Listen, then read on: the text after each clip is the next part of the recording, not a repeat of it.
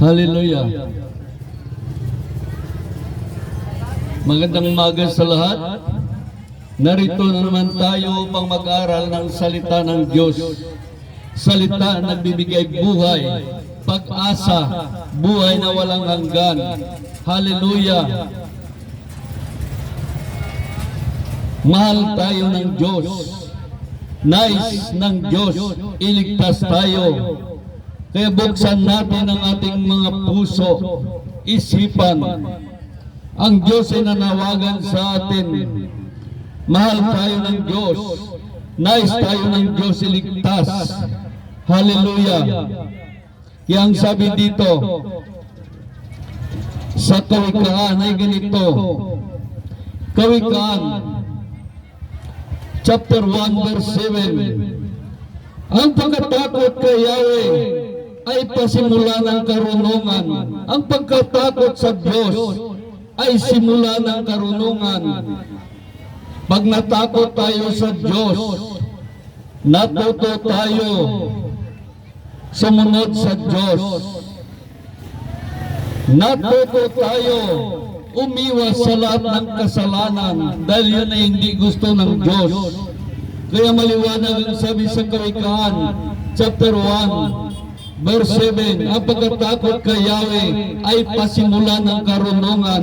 Ang sabi sa verse 2, sa pamagitan nito ang tao magtatamo ng karunungan at pagkakaunawa sa mga salita, puno ng aral sa buhay. Itinuturo nito ang matuwid na pamparaan ng pamumuhay, katwiran, katarungan, at katapatan sa Diyos. Mabibigyan ito ng talino ang walang karanasan at ang mga kabataan maturuan magpasya ng tumpak. Sa pamagitan nito, matamo ng matalino, lalong tatalino, at magiging dalubhasa ay kaunti ang kaalaman, sa gayon lubos nilang maunawaan ang mga bugtong ng pantas. Lubos nilang maunawaan ang kawikaan, gayon din ang mga bugtong ng pantas. Ang pagkatakot kay Yahweh ay simula ng karunungan. Hallelujah! Tayo ay tinuturuan niya upang makamit natin ang tunay na kaligtasan, buhay na walang hanggan. Tinuturuan tayo ng Diyos. Paano natin matuto kung hindi natin kilala ang Diyos? Dahil ang sabi dito sa Isaiah chapter 44, verse 6, sabi ni Yahweh na makapangyarihan sa lahat, hari na taga-pagligtas ng Israel. Ako ang simula at siya rin ang wakas. Walang ibang Diyos maliban sa akin. Bakit sinabi ito ng Diyos? Nang sabi ni Yahweh na makapangyarihan sa lahat, hari na tagapagligtas ng Israel. Ako ang simula at siya rin ang wakas. Walang ibang Diyos maliban sa akin. Bakit sinabi niya walang ibang Diyos maliban sa Kanya? Dahil noong unang panahon, sa buong sanlibutan, iba't ibang Diyos ang kinikilala ng tao. May Diyos na Buddha, may Diyos na Allah, may Diyos na Siba, may Diyos na Amaritaso, may Diyos na Ribulto. Maraming Diyos kinikilala ang tao. At may Diyos din na si Satanas, Diyos ng sanlibutan, ng mga makasalanan. Maraming dinidiyos ang tao. May dinidiyos din ang kanyang sarili. Dinidiyos niya ang kanyang sarili. Tingnan mo, sa California, ang mga tao doon, mga bilyonaryo, dinidiyos nila ang kanilang sarili. Wala na silang Diyos doon. Yan ang bayan na walang Diyos. Ano ang sinapit nila? Nagkaroon ng kalalakaan doon, katulad ng Sodoma at Gomora. Dahil ang siyudad ng Sodoma at Gomora ay walang Diyos. Ano nangyari? Sinunog sila ng Diyos. Tinupok ang siyudad ng Sodoma at Gomora. Ganon rin nangyayari sa California. Dahil sila'y walang mga Diyos. Dahil sabi dito sa Pilipos,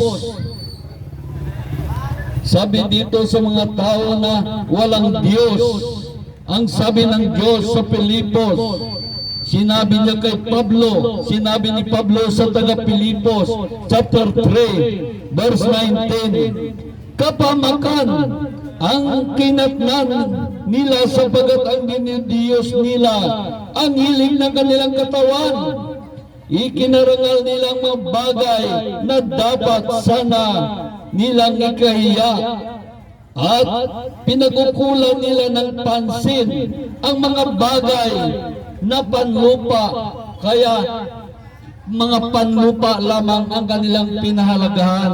Ngunit ang panlangit ay hindi nila binigyan ng halaga. Kaya sabi sa verse 20, sa kabilang dako, ang langit ang tunay nating bayan.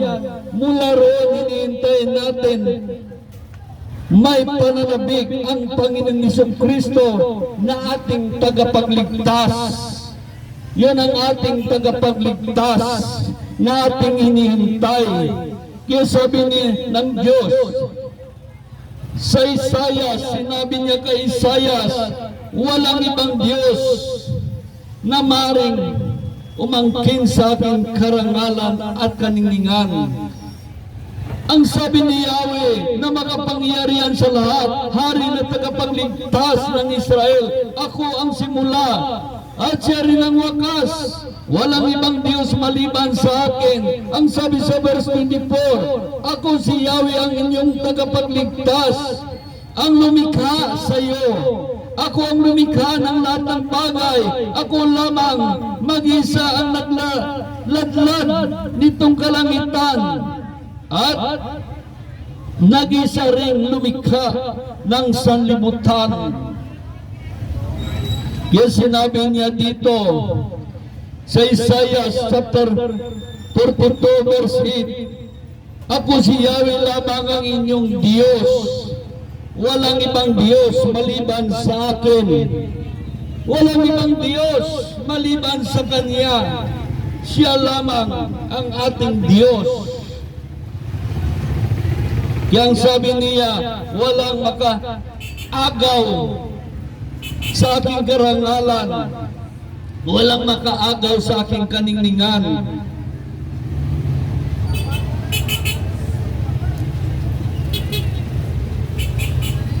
Kaya maliwanag sinasabi sa atin ng Diyos, parangalan natin ang Diyos. Hindi maagaw ni Buddha ang kaningningan ng Diyos at karangalan. Hindi maagaw ni Allah ang kaningningan ng Diyos at kanyang karangalan. Hindi maagaw ni Shiva, ni Amarataso, hindi maagaw ng Ribulto ang kaningningan ng Diyos at kanyang karangalan.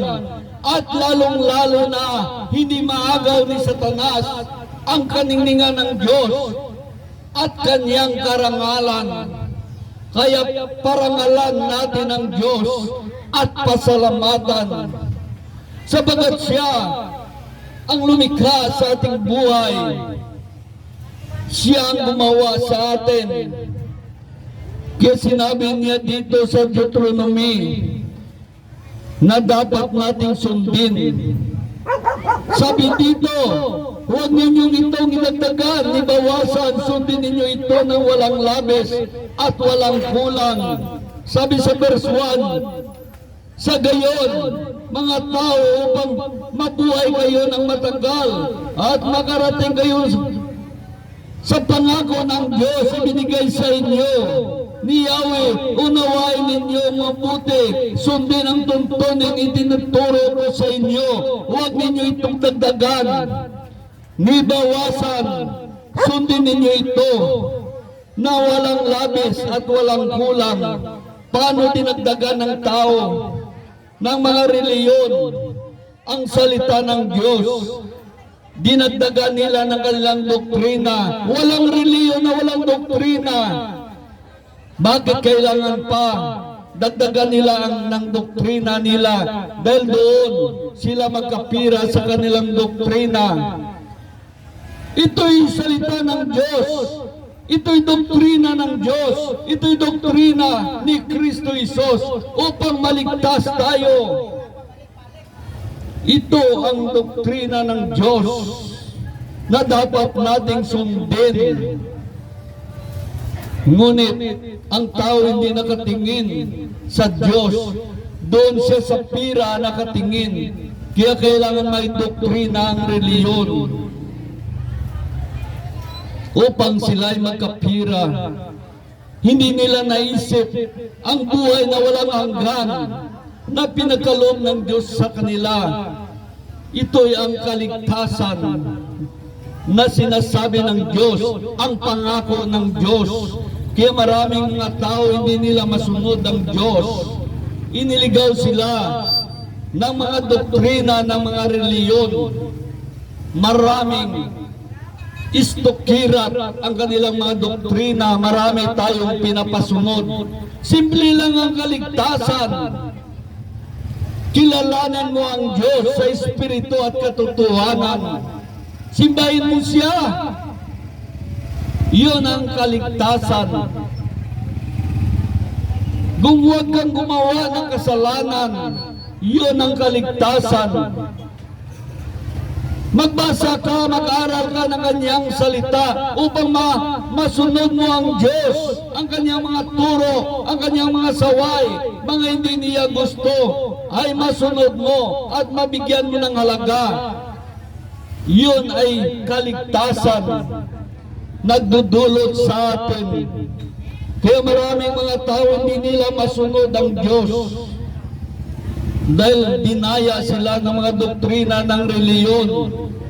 Maraming paikot-ikot, pasikot-sikot, hanggat namatay ang tao hindi na narating ang tunay na pagkakilala sa Diyos, pagsunod sa Diyos. Namatay na walang takot sa Diyos. Kaya nakita natin, kaya sabi sa 1 chapter 6, ay ganito ang sinasabi ng Diyos. 1 chapter 6 verse 44, walang nagmakakalapit sa akin maliban dalin siya ng amang na nagsugo sa akin, at ang lalapit sa akin ay muli kong bubuhayin sa uling araw. Walang makalapit kay Kristo Jesus kung hindi siya dalhin ng amang nasa langit. Paano siya dalhin ng amang nasa langit?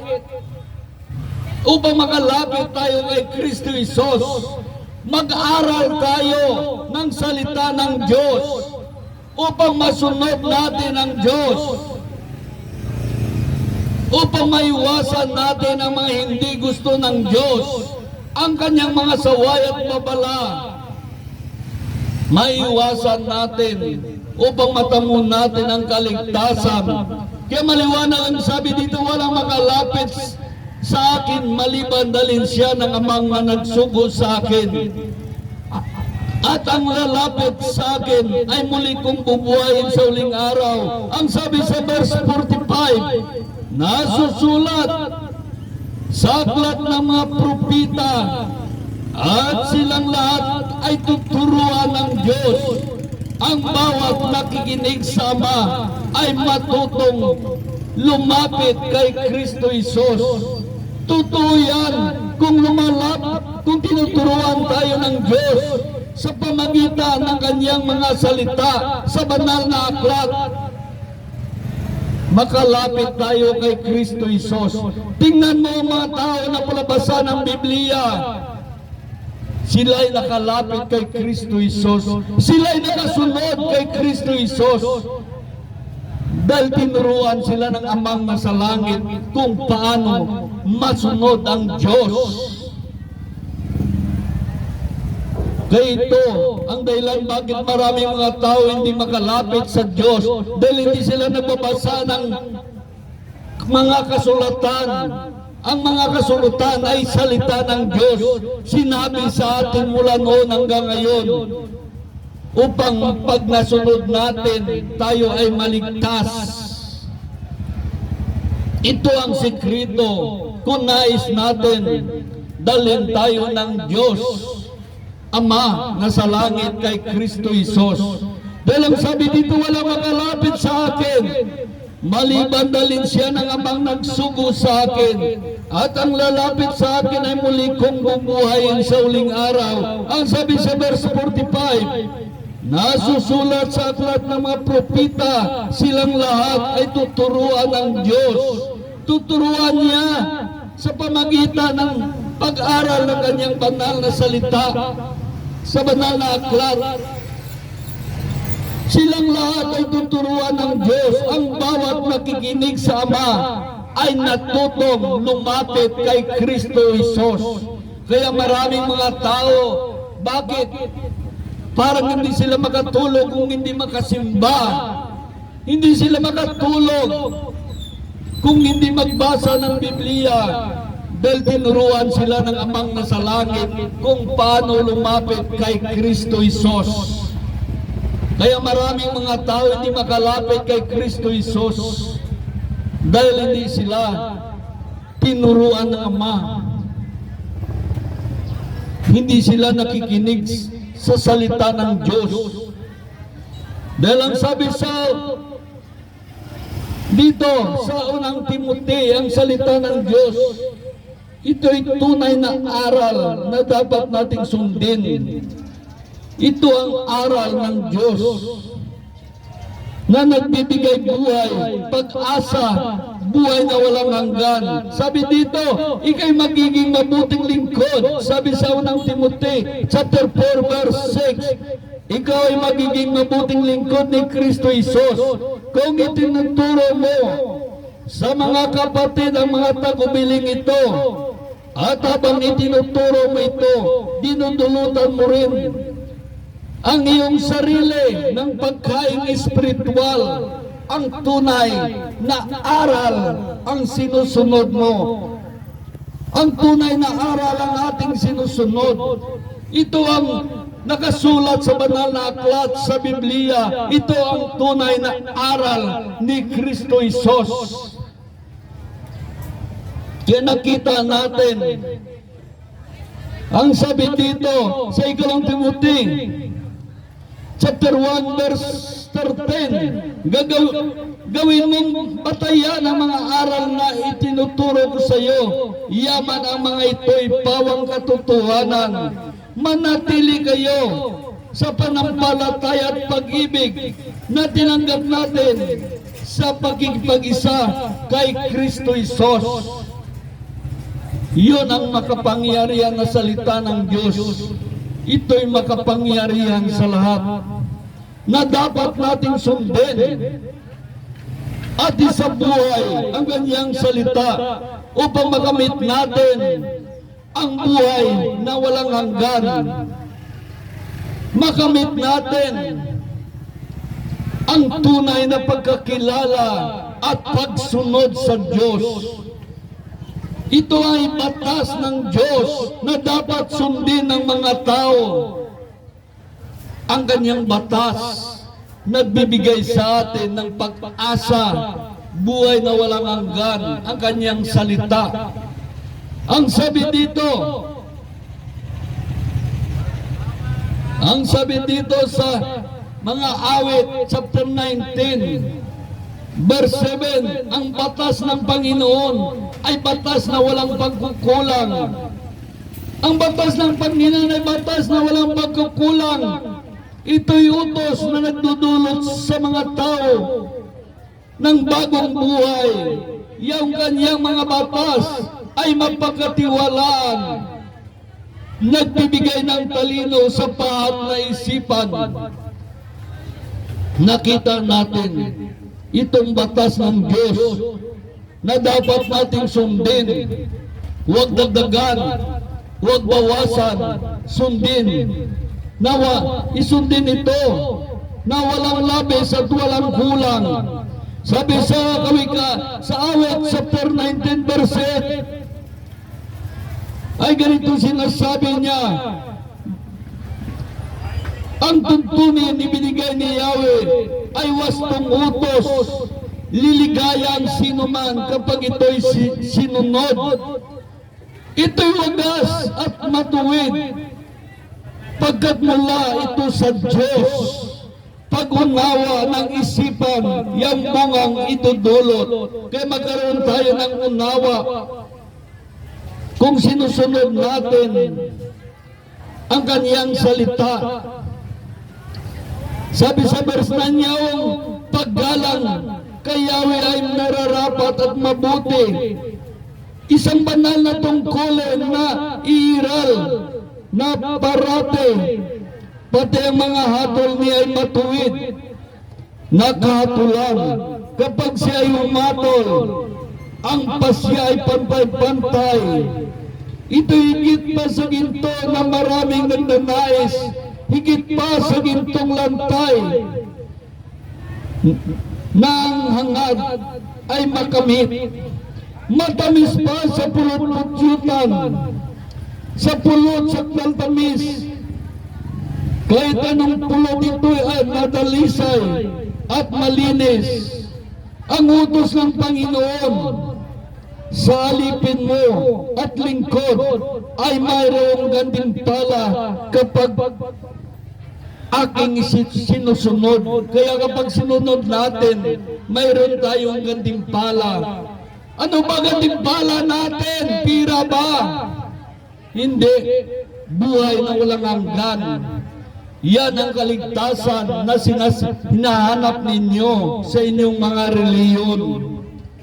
Yang sabi sa verse 13, ang paglingkod mo ay ililigtas sa hayag na kasalanan.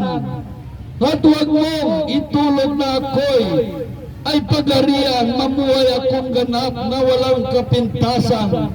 Ako'y lubos, nalalaya sa kuko ng kasalanan. Kaya maraming mga tao hindi nalaya sa kuko ng kasalanan.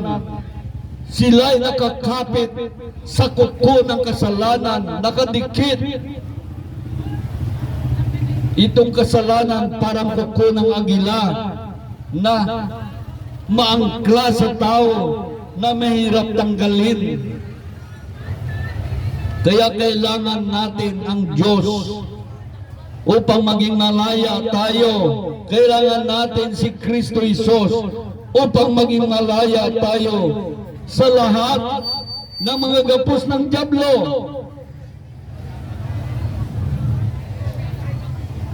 Malaya tayo ng kanya, palayain tayo ng Diyos sa pamagitan ng kanyang salita. Dahil ang sabi sa Isaiah chapter 54 verse 17, ngunit mula ngayon ay wala ng sandata gagamitin sa iyo, at masasagot mo anumang bintang sa iyo. Ang mga lingkod ko'y aking ipagtanggol, at sila'y bibigyan ng pagtatagumpay. Ito ang sinasabi ni Yahweh. Kaya tayo ay magtatagumpay sa tulong ng Diyos. Hindi tayo magtatagumpay kung wala ang Diyos sa ating buhay. Dahil tayo ay nagapos ng dyablo, ginapos tayo ng mga kasalanan. Kailangan natin ang Diyos upang maging malaya tayo. Kaya ang kanyang salita ay dapat nating pakinggan at sundin. Dahil ang kanyang salita ay may kalayaan. Ang sabi sa 1 chapter 8 verse 32, malaman mo ang katotohanan at ang katotohanan ang magpalaya sa iyo. Magpalaya sa iyo sa paggawa ng kasalanan, sa mga gapos ng dyablo. Magpalaya sa iyo sa mga maling aral at maling katuruan. magpalaya sa iyo sa kasinungalingan. Maraming mga tao hindi malaya sa kasinungalingan.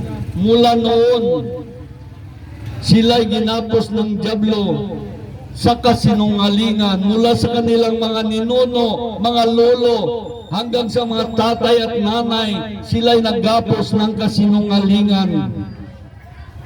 Kaya maging malaya lamang tayo kung si Kristo ay nasa buhay natin. Malaya tayo kapag panghawakan natin ang salita ng Diyos. Ito makapagwasak sa mga kuta ng dyablo. Dahil ang sabi sa 2 Korinto, chapter 10, verse 4, ang sandata ko ay may kapangyarihan ng Diyos at makapagpagbuo ng mga kuta ng dyablo. Hindi sandata ng sanlibutan. Sinisira ko ang mga maling pangatwiran. Sinusumpo ko ang lahat ng mamataas laban sa Diyos upang biyagin ang lahat ng isipan upang tumalima kay Kristo Isos, upang maligtas ang mga tao. Bibiyagin upang tumalima kay Kristo Isos, upang iligtas ang mga tao. Kaya kung tayo ay kinakapitan, pinuputos, binabalot ng kasalanan, ito'y wasakin ng salita ng Diyos. Dahil ang sandata ko'y may kapangyarihan ng Diyos, makapagpagbuo ng mga kuta ng dyablo. At hindi sandata ng sanlibutan, sinisira ko ang mga maling pangatwiran, mga twiran pang mga tao sa Diyos. Hindi kayo makapagpangatwiran. Mas mabuti pakinggan niyo ang salita ng Diyos at sundin. Yun ang tama. Sinusumpo ko ang lahat ng mamataas laban sa Diyos. Kaya nangyari sa California, maraming nagmamataas sa Diyos. Sinusumpo ng Diyos. Pinadalan sila ng salot, isang malaking sunog na hindi mapatay-patay ang sunog. Dahil mamataas sila sa Diyos, sabihin pa nila, walang Diyos ang bayan na yun. Zero ang Diyos sa kanila. Ngayon dahil zero ang Diyos, dahil walang Diyos sa kanilang bayan, ano nangyari? Sinunog sila. Pinahintulutan ng Diyos ang dyablo upang wasakin sila. Wasakin. Katulad ng Sodoma at Gomora, kung paano pinaulanan ng apoy ng Diyos. Pinaulanan ng apoy ang Sodoma at Gomora. At ang siyudad na ito ay natupok dahil sa kanilang pagmamataas sa Diyos. Nilapastangan nila ang Diyos. Kaya tayo ba nagmamataas sa Diyos? Nilapastangan ba natin ang Diyos? Nilapastangan ba natin ang kanyang salita?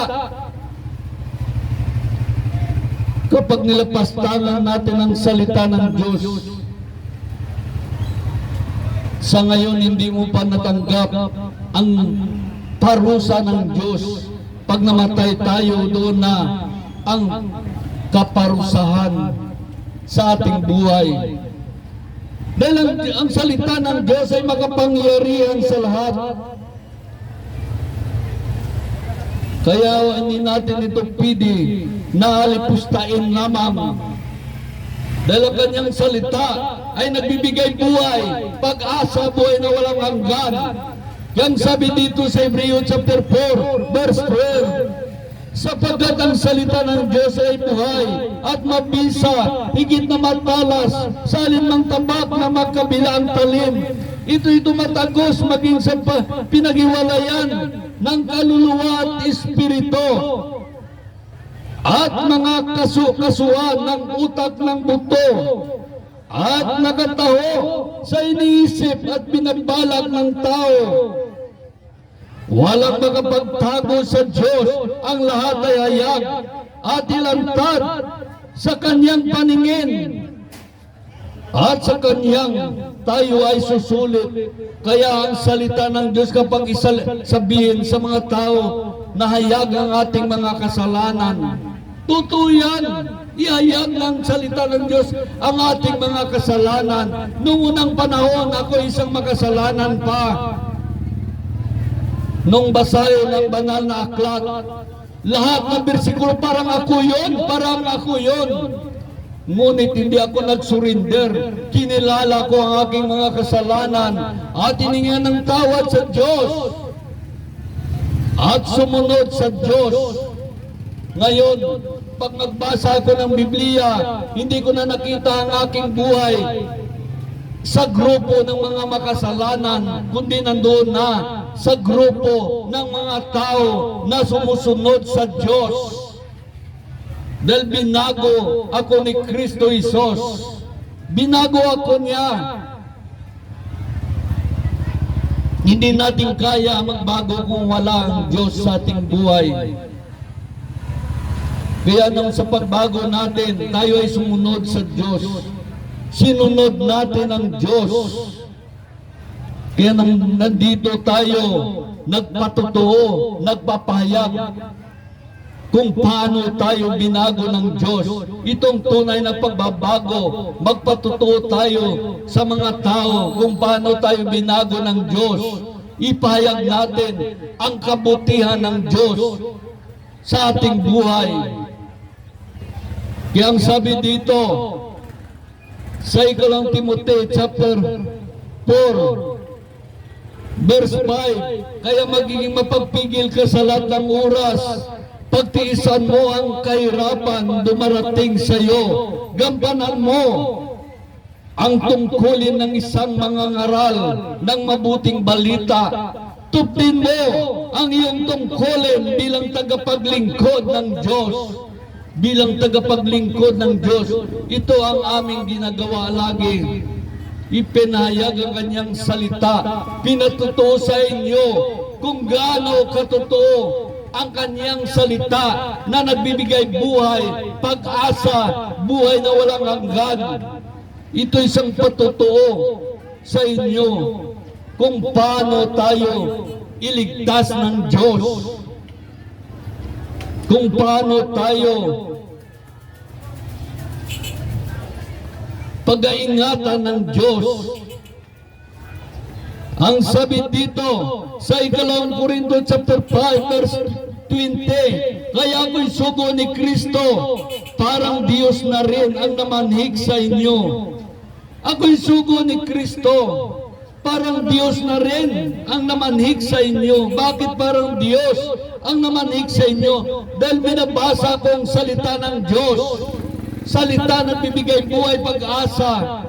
Kaya pag binasa ko ang salita ng Diyos, parang Diyos na rin ang lumapit sa inyo, ang nagsabi sa inyo. Ako isang trumpa lamang, ako isang mikropono lamang, ginagamit ng Diyos ang aking bunganga upang basahin ang kanyang salita. Salita na bibigay buhay, pag-asa, buhay na walang hanggan. Kaya ako'y sinugo ni Kristo, parang Diyos na rin ang namanhik sa inyo sa pamagitan ko upang makipagkasundo kayo sa Diyos. Upang mapagkasundo kayo sa Diyos, ginamit tayo ng Diyos. Kaya ang kanyang salita, napakalaga.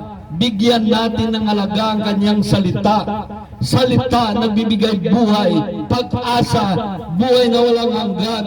Kaya kung totoong minamahal natin ang Diyos, kung totoong minamahal natin si Kristo Jesus, pakinggan mo ito, sabi sa 1 chapter 14 verse 15. Kung inibig ninyo ako, tuparin ninyo ang aking mga utos. Kung inibig natin ang Diyos, kung inibig natin si Kristo Jesus, ay tuparin natin ang kanyang mga utos. Napakaliwanag. Ang sabi sa verse 23, sumagot si Jesus, ang umibig sa akin ay tumutupad ng aking salita. Ang umibig sa Diyos ay tumutupad ng salita ng Diyos at sa buhay. Kaya maliwanag, sabi ni Isos, sumagot si Isos, ang umibig sa akin ay tumutupad ng aking salita. Ibigin siya ng aking Ama, ibigin ko rin siya, at ang Espiritu ay mananahan sa Kanya. Ito pala ang sikreto. Kung nais natin ang kaligtasan, ibigin natin ang salita ng Diyos. Ibigin natin ang salita ng Diyos. Dahil ang sabi dito, ang umibig sa akin ay tumutupad ng aking salita at sa buhay. Ibigin siya ng aking Ama. Kaya pag inibig natin ang salita ng Diyos, ibigin tayo ng Amang nasa langit. Pag inibig natin ang salita ng Diyos, ibigin tayo ni Kristo Jesus. Pag inibig natin ang salita ng Diyos, ang Espiritu Santo mananahan sa atin. Ito ang kaligtasan na hinahanap ninyo sa inyong reliyon. Ibigin nyo ang salita ng Diyos. Bakit kailangan ibigin mo ang salita ng Diyos? Upang ibigin ka ng Diyos. Dahil inibig mo ang kanyang salita. Tulad natin mga magulang, kapag ang anak natin inibig ang ating salita at sinusunod, mahal natin ang ating anak. Ngunit tayo mga magulang ng ating mga anak, ang ating salita ay parang tayo lamang. Tayo ay nainis, nagagalit sa ating anak. Hindi natin siya mahal. Nawala ang ating pagmamahal. Ganon rin ang Diyos. Pag inibig mo ang salita ng Diyos, iibigin ka ng Diyos. Maraming mga tao matagal na nagsimba-simba, hindi nyo alam ito. Itong tunay na kaligtasan. Ibigin nyo ang salita ng Diyos upang ibigin kayo ng Diyos. Ibigin niyo ang salita ng Diyos upang ibigin kayo ni Kristo Jesus, at ang Espiritu mananahan sa inyo. Kung sakaling magka-rapture, tiyak kasama kayo sa rapture.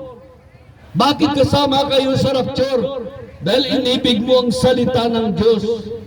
Inibig ka ng Diyos, inibig ka ni Kristo Jesus, at ang Espiritu Santo ay mananahan sa iyo. Yan ang sikreto ng kaligtasan. Ibigin mo ang salita ng Diyos. Salita na bibigay buhay, pag-asa, buhay na walang hanggan. Maraming mga tao walang pakialam sa salita ng Diyos. Dahil bakit? Dahil dinadaya tayo ng diablo. Hindi gusto ng diablo maligtas tayo. Kaya hindi natin pinalagaan ang kanyang salita. Salita na nagbibigay buhay, pag-asa, buhay na walang hanggan. Kaya ito ang sikreto. Kung nais mo masama sa rapture, kung nais mo maligtas, ibigin mo ang salita ng Diyos upang ibigin ka ng Amang nasa langit. Dahil inibig mo ang kanyang salita. Ibigin ka ni Kristo Jesus dahil inibig mo ang salita ng Diyos. At ang Espiritu Santo ay mananahan sa iyo. Kaya pag dumating ang rapture, tiyak kasama ka sa rapture. Masama ka sa rapture dahil inibig mo ang salita ng Diyos at isabuhay. Kung sakali naman mamatay tayo, hindi na natin marating ang rapture. Ano mangyari sa iyo dahil inibig mong salita ng Diyos? Dahil inibig mong salita ng Diyos, inibig ka ng Amang nasa langit, inibig ka ni Kristo Jesus, at ang Espiritu Santo ay nasa iyo. Ang sabi sa Roma chapter 8 verse 11, kung nanaan sa inyo ang Espiritu ng Diyos na siyang muling bumuhay kay Kristo Jesus, ang Diyos din iyan ang magbibigay buhay sa inyong mga katawang namatay sa pamagitan ng kanyang Espiritu na nahan sa inyo. Kaya kailangan manahan sa atin buhay ang Espiritu ng Diyos. Paano manahan ang Espiritu ng Diyos sa atin? Ibigin mo ang salita ng Diyos. Ibigin ka ng Amang nasa langit. Ibigin ka ni Kristo Jesus. At ang Espiritu Santo ay mananahan sa iyo.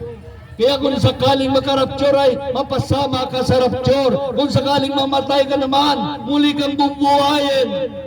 ng Diyos dahil ang Espiritu ay nanaan sa inyo. Dahil ang sabi dito, kung nanaan sa inyo ang Espiritu ng Diyos na siya muling bumuhay kay Kristo Jesus, ang Diyos din yan ang magbibigay buhay sa inyong mga katawang namatay sa pamagitan ng kanyang Espiritu nanahan sa inyo. Kaya kailangan natin manahan ang Espiritu ng Diyos sa ating buhay.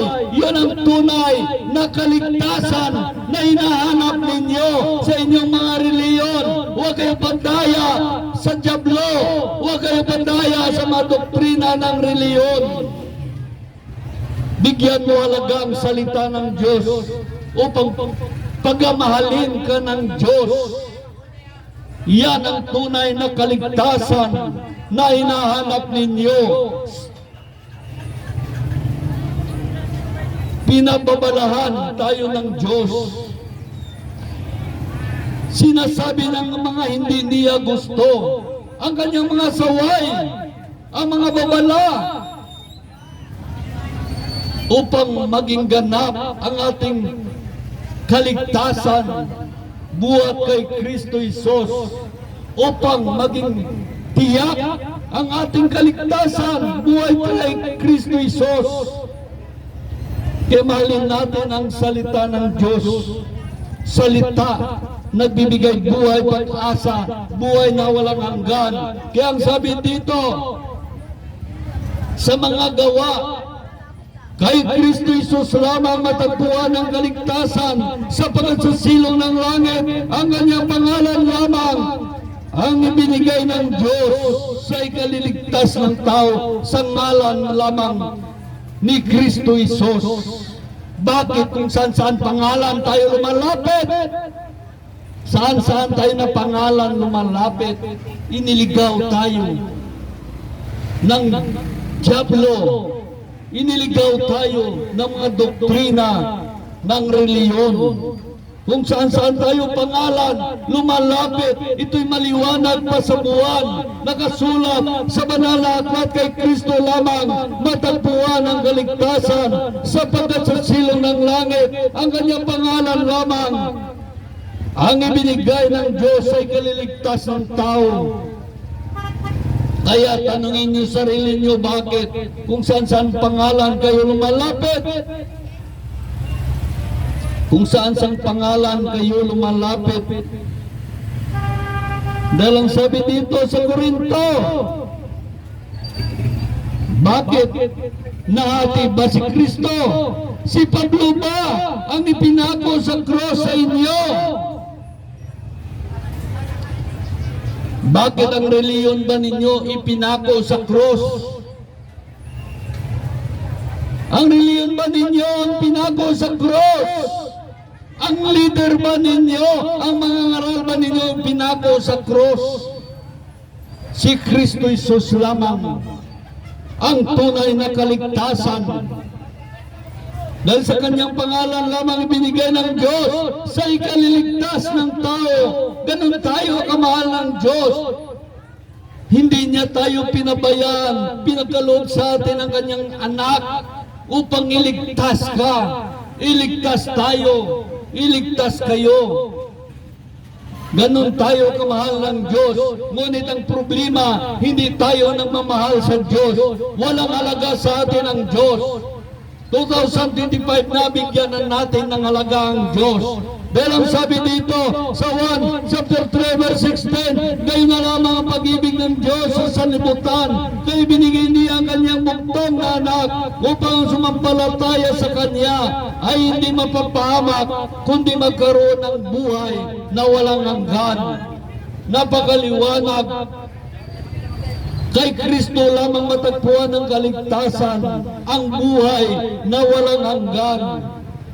Gayon tayo kamahal ng Diyos. Gayon na lamang pag-ibig ng Diyos sa sanlibutan. Kaya binigay niya ang kanyang buktong na anak upang sumampalataya sa kanya ay hindi mapapahamak, kundi magkaroon ng buhay na walang hanggan. Kung ganon, anong gagawin natin? Kay Kristo lang ang ating kaligtasan. Kailangan natin may pag-isa kay Kristo Jesus. May pag-isa tayo kay Kristo Jesus na ating tagapagligtas. Dahil ang sabi sa 2 Corinto chapter 5 verse 17, kaya ang sino man nakipag-isa kay Kristo ay isa ng bagong nilalang. Wala ng dating pagkatao, siya'y bago na.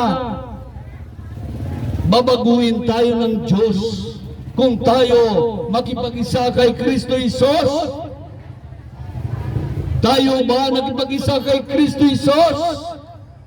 Dapat bagong nilalang na tayo. Wala nang dating pagkatao. Tayo ay bago na. Ngunit, kung dating nilalang pa rin tayo, ibig sabihin, hindi tayo binago ni Kristo. Bakit?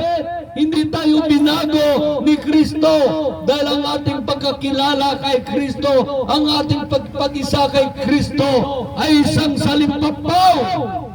Kaya hindi tayo binago ng Diyos. Pinagarian pa rin tayo ng dyablo. Kaya ang dyablo ang ating sinusunod. Doon tayo nagpag-isa sa dyablo, hindi kay Kristo. Dahil kung napag-isa ka kay Kristo Jesus, maliwanag, ito na ang sa buhay mo. Nakasulat sa banal na aklat, sabi sa 2 Corinto chapter 5 verse 17, kaya ang sino man nakipag-isa kay Kristo ay isa ng bagong nilalang. Wala na dating pagkatao, siya'y bago na. Ito ay turo ni Kristo Jesus. Ito yung aral ng Diyos, doktrina ng Diyos. Hindi ito doktrina ng reliyon o hindi ito isang reliyon. Aming pinangangaral kung paano makipagrelasyon sa Diyos, kung paano sumunod sa Diyos, kung paano magkaroon ng takot sa Diyos, kung paano mo mahalin ang salita ng Diyos. Salita nagbibigay buhay, pag-asa, buhay na walang hanggan. Hallelujah! Purihin ang Diyos. Hallelujah! Ito ang tunay na pagbabago, makipag-isa kay Kristo Jesus.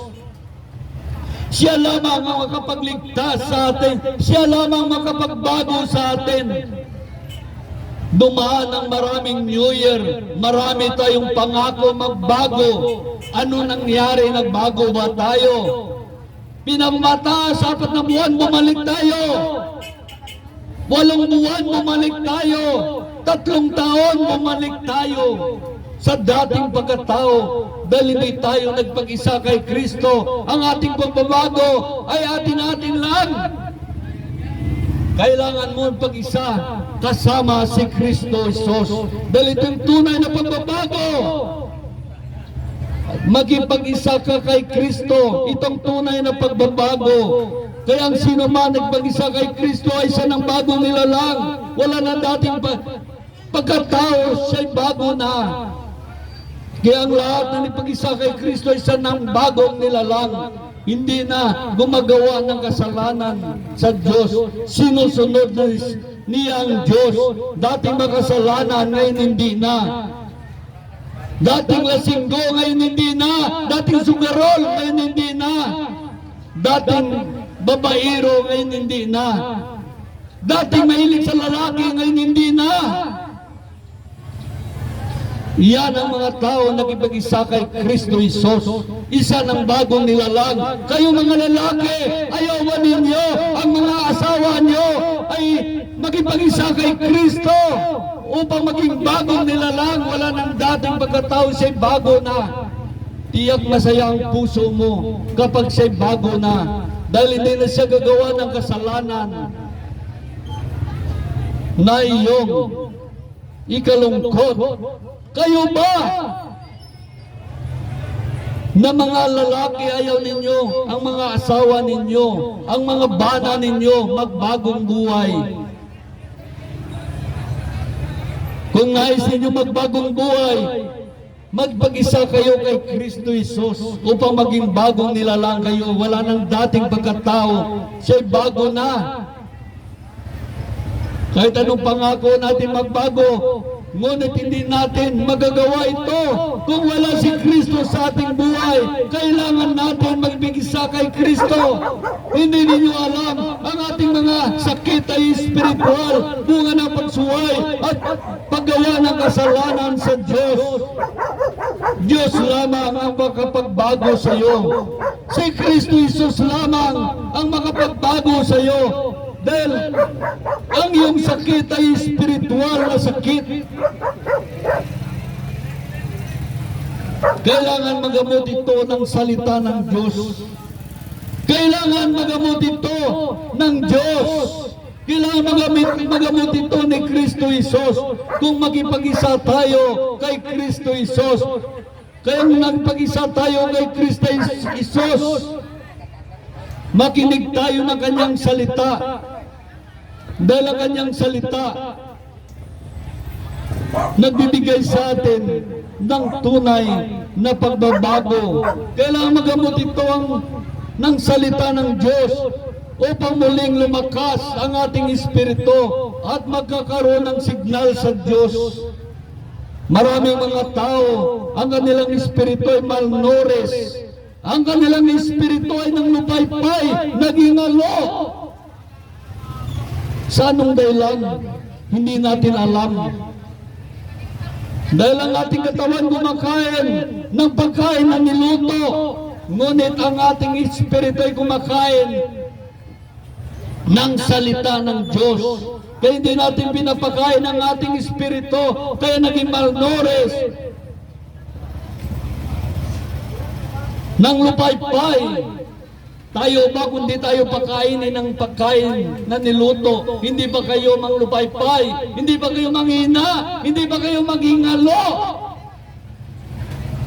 Isang buwan kayo hindi pakainin ng kanin, tiyak mamatay kayo. Ganon din ang ating espiritu. Ang pagkain ng ating espiritu ay salita ng Diyos.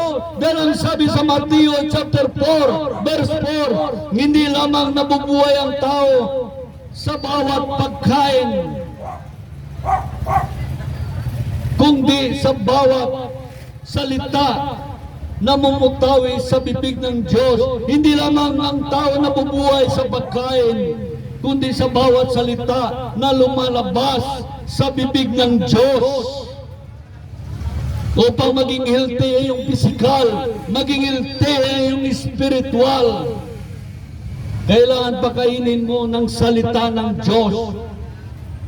Tingnan mo, kapag nakarinig tayo ng salita ng Diyos, may iba tayong naramdaman, maging masigla ang ating katawan at ating espiritu dahil nakakain ng salita ng Diyos. Dahil ang sabi dito sa unang Timoteo chapter 4 verse 6, ikaw ay magiging mabuting lingkod ni Kristo Jesus kung itinuturo mo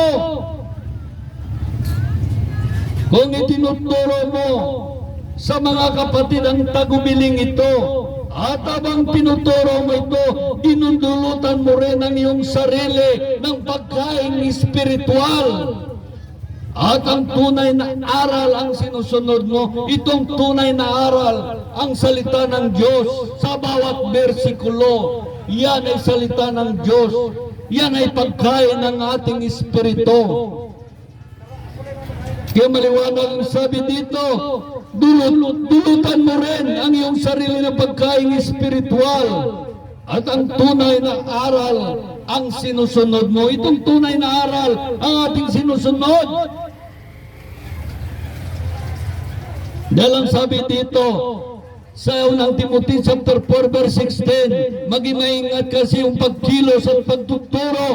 Patuloy mo isang gawa ang mga bagay na ito upang maligtas ka, pati ang nakikinig sa iyo. Kaya nangaral kami. Bakit? Dahil nais namin maligtas. Dahil sa pamagitan ng aming pangangaral, iligtas kami ng Diyos. Ito ang binigay niya sa amin. Kaya maliwanag sabi dito sa verse 13, iukol mo yung panahon sa pagbabasa ng kasulatan sa madla, sa pangangaral at pagtuturo hanggang ako ay dumating, hanggang si Kristo ay dumating. Hindi pangaral mo pagkatapos wala na. Hanggang si Kristo ay dumating, ibig sabihin, tuloy-tuloy. Sabi sa verse 14, huwag mong pabayaan ang pinagkaloob sa iyo ng Espiritu Santo. Kaya kung pinagkalooban ka ng Espiritu Santo, tuloy-tuloy ang pangangaral mo. Yan ang hindi alam ng mga tao. Bakit nangangaral kami? Dahil nais namin maligtas. At maligtas din ang mga nakikinig. Kung kanilang isang buhay ang salita ng Diyos. Kaya ang sabi dito sa Santiago chapter 1, verse 21, ganito ang sabi, kaya kaligtan ninyo ang inyong maruming gawa at alisin ang masamang asal at kung pagkumbabang tanggapin ang salita ng Diyos nakatanim sa inyong mga puso. Ito ang makapagliligtas sa inyo. Ito makapagliligtas sa atin.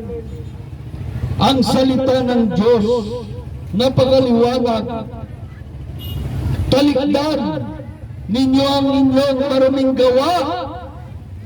Alisin ang masamang asal. At kung pagkumbabang tanggapin ang salita ng Diyos, nakatanim sa inyong puso. Ito ang makapagliligtas sa inyo. Mamuhay kayo ayon sa salita ng Diyos. Mamuhay kayo ayon sa salita ng Diyos. Kung ito'y pinapakinggan lamang ninyo at hindi ninyo isinasagawa, dinadaya lamang ninyo inyong sarili. Kaya kailangan pag marinig natin ang salita ng Diyos, sundin natin at isabuhay. Iyon ang kaligtasan hinahanap ninyo sa inyong mga reliyon. Maraming mga tao nagsimba, naghanap ng kaligtasan. Ito ang kaligtasan. Sinasabi sa inyo, kung sundin nyo, tiyak naligtas ka nga. Kaya maraming mga tao hindi alam. Dahil ang bawat salita namumutawi sa bibig ng Diyos. Ito'y pagkain ng ating espiritu. Ito ang makapagliligtas sa atin. Kaya ang sabi dito sa 1 chapter 15, verse 3, nalinis na kayo sa pamagitan ng salita. Sinasabi ko sa inyo, nilinis na kayo. Kapag narinig nyo ang salita ng Diyos, nililinis kayo. Bakit? Pinakita sa atin ang ating mga kasalanan. Kung hindi pala tayo magbago, pwede tayo mapapahamak ang ating kaluluwa sa impyerno. Ngunit kapag binago natin dahil narinig natin ang salita ng Diyos, at hindi na natin ito isinagawa dahil nais nating maligtas, nilinis kayo, maliwanag. Sabi sa 1 chapter 15 verse 3, nalinis na kayo sa pamagitan ng salitang sinasabi ko sa inyo. Iyon ang salita ng Diyos na ating sinasabi. Tayo ay nililinis ng salita ng Diyos. Tayo ay nalilinis ng dugo ni Kristo Jesus, nag-agos sa krus ng Kalbaryo. Binili niya tayo ng kanyang dugo na nag-agos sa krus ng Kalbaryo. Tinubos tayo ng kanyang dugo sa krus ng Kalbaryo. Siya ay nagdurusa doon. Siya ay nagpasa ng krus. Siya ay sinuntok, sinipa, dinuraan sa mukha, nilatigo, at pinakahuyan, pipinahiya, sinampal, ipinako ang kanyang kamay sa krus ng Kalbaryo, at binangkaw, nag-agos ang kanyang dugo sa krus ng Kalbaryo upang iligtas ka, upang iligtas kayo, upang iligtas tayo. Ano ang ganti natin sa Diyos? Ano ang ganti natin sa pagmamahal ng Diyos? Dahil ang sabi sa unang Korinto chapter 6 verse 20, binili niya kayo ng malaking halaga. Ang kanyang dugo na nag-aagaw sa krus ng Kalbaryo Kaya gamitin ninyo ang inyong katawan upang parangalan ng Diyos. Ito ginagawa namin. Ginamit namin ang aming katawan upang parangalan ng Diyos. Dahil ang sabi sa verse 19, hindi ba ninyo alam ang inyong katawan ay templo ng Espiritu Santo na sa inyo tinanggap ninyo mula sa Diyos. Ang inyong katawan ay hindi talaga inyo, kundi sa Diyos. Binili niya kayo ng malaking halaga. Kaya gamitin ninyo ang inyong katawan upang parangalan ng Diyos, upang pasalamatan ng Diyos. Kailangan natin parangalan ang Diyos. Diyos na gumawa ng langit at ng lupa na ating tinatayuan, na ating tinitirhan. Dapat parangalan natin ang Diyos. Diyos nagbigay sa atin ng ating buhay, nagbigay ng hangin sa ating ilong. Dapat parangalan natin ang Diyos at pasalamatan. Hindi ka mabuhay kung wala ang Diyos. Kung hindi bigyan ng Diyos ng hangin ang iyong ilong, tiyak isa kang malamig na bangkay. Kalalaanin mo ang Diyos. Nakarating ka sa 2025, may hangin pa ang ilong mo, samantala ang iba. 2022 wala nang hangin ang kanilang ilong. 2023 wala nang hangin ang kanilang ilong. Sila naman makisig, malakas, matso, mapira. Bakit? 2024, wala nang hangin ang kanilang ilong.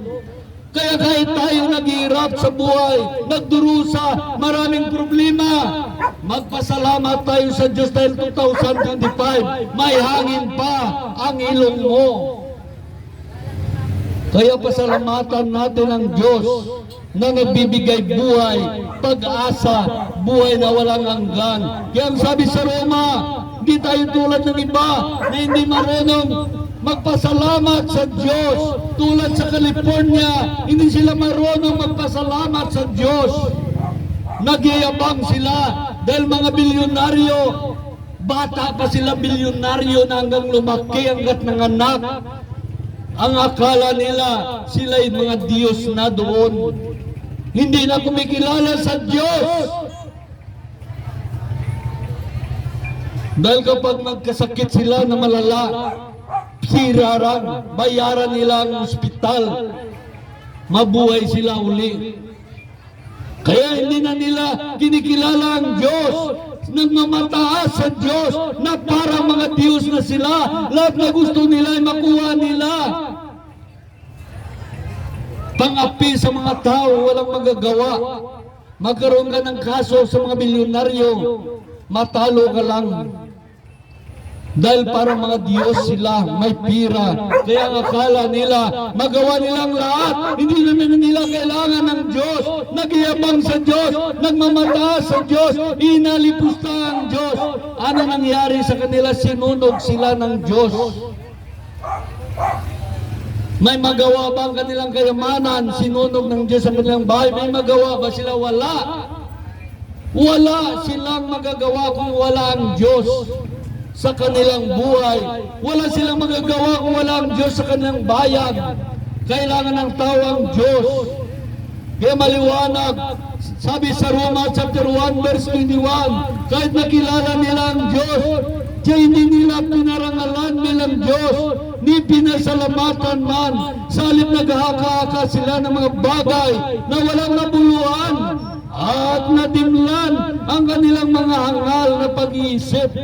Sabi sa verse 22, sila ay nagmamarunong, ngunit lumitaw na hangal ng talikdan nila ang kadakilaan ng Diyos na walang kamatayan at sambahin ng mga larawan ng mga taong may kamatayan. Ang sabi sa verse 25, tinalikdan nila ang katotohanan tungkol sa Diyos at pinalitan ng kasinungalingan. Huwag tayo tutulad sa kanila. Dahil tayo ay mga iniligtas na ng Diyos, huwag tayo tumulad sa kanila. Iba na tayo sa kanila dahil tayo ay mga niligtas ng Diyos. Kaya dapat natin parangalan ng Diyos, pasalamatan. Sa pagising mo pa lang, magpasalamat ka sa Diyos. Dahil nagisnan mo muli ang liwanag ng daigdig. Hindi gaya ng iba, hindi na nakagising, sila'y namatay. Kapag kumain ka, magpasalamat ka sa Diyos dahil may kinakain ka. Marami mga tao ngayon wala nang kinakain, gutom. Kaya magpasalamat ka sa Diyos. Sa hirap ng buhay, nakakain pa rin tayo. Magpasalamat ka sa Diyos, iniligtas ka. Sa iyong mga sakit at karamdaman, may taning buhay mo, iniligtas ka ng Diyos. Magpasalamat tayo sa Diyos, parangalan natin ang Diyos sa ating buhay. Pero sabi dito sa unang Tesalonica chapter 5 verse 10, ipagpasalamat ninyo sa pangalan ni Kristo Jesus ang lahat ng pangyayari sapagkat yaon ang ibig ng Diyos. Bakit pasalamatan natin ang Diyos? Dahil dating mahirap tayo, ngayon mayaman na. Magpasalamat tayo sa Diyos. Dati, magkuba-kuba tayo sa pagpaaral ng ating mga anak. Ngayon nakatapos sila. Magandang trabaho. At binigyan rin tayo ng lusog ng katawan. Kalusugan. Kaya magpasalamat tayo sa Diyos. Kung dumarating man sa atin ang lahat ng kapigatian, mga problema, mga pagdurusa, magpasalamat pa rin tayo sa Diyos. Bakit? Dahil may hangin pa ang ilong mo, hindi tulad ng iba. Ay wala nang hangin ang ilong nila. Hindi tulad ng iba, mga na-stroke. May taning ang kanilang buhay. Tayo, healthy. Kahit naghirap ang ating katawan, nagdurusa tayo sa ibabaw ng lupa. Magpasalamat tayo sa Diyos. Healthy ang ating katawan, walang sakit at karamdaman. At patuloy binibigyan ng Diyos ng hangin ang ilong mo. Kaya pasalamatan natin ang Diyos. Mapalad tayo. Kumpara sa iba, sa ibang bansa, mga tao doon hindi na makakain. Ang mga tao doon,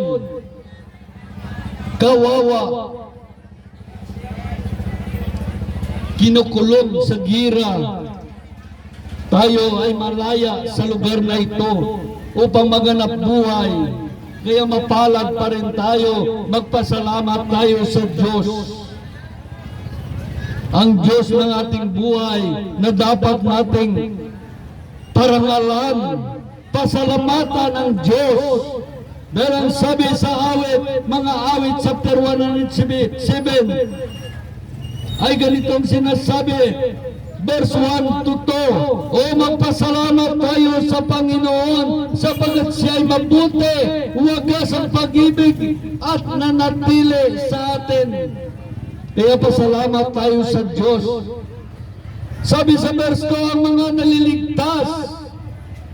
naligtas, tinubos ng Diyos, bayan, magpuri, yaman, nangaligtas sa tulong ni Yahweh na inyong Diyos. Kaya magpasalamat tayo sa Diyos.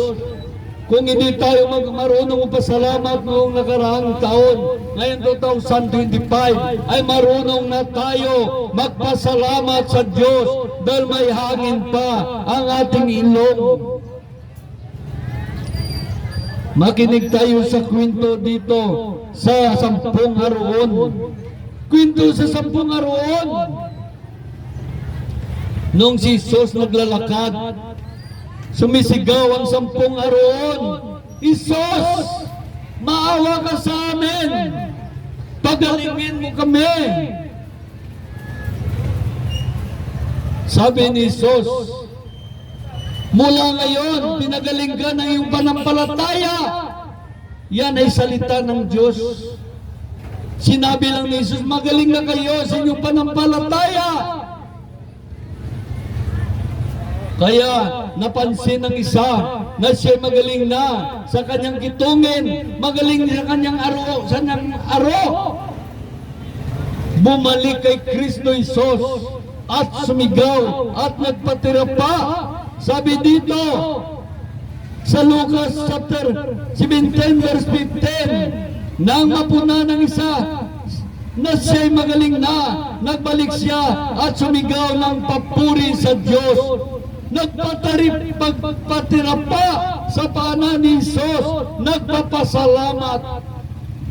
Sabi ni Jesus, hindi ba 10 kayo, nasaan ang 9? Kaya nakita natin sa 10 aroon, 10 kitungin, pinagaling sila ni Jesus sa kanyang salita.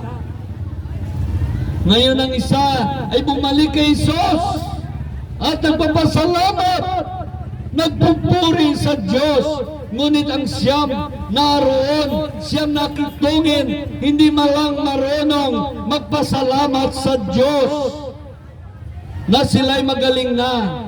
Saan ba tayo? Saan ba tayo? Tulad ba tayo ng isang aroon nagpapasalamat sa Diyos? O tulad tayo ng siyam na aroon, siyam na kitungin, hindi man lang bumalik at magpasalamat sa Diyos? Kaya tayo mga iniligtas ng Diyos, dapat marunong tayo magpasalamat sa Diyos. Hanapin niyo ang kanyang simbahan at magpasalamat sa Diyos. Magsimba kayo doon, manalangin, pagkwentuhan sa Diyos at mag-aaral ng kanyang salita.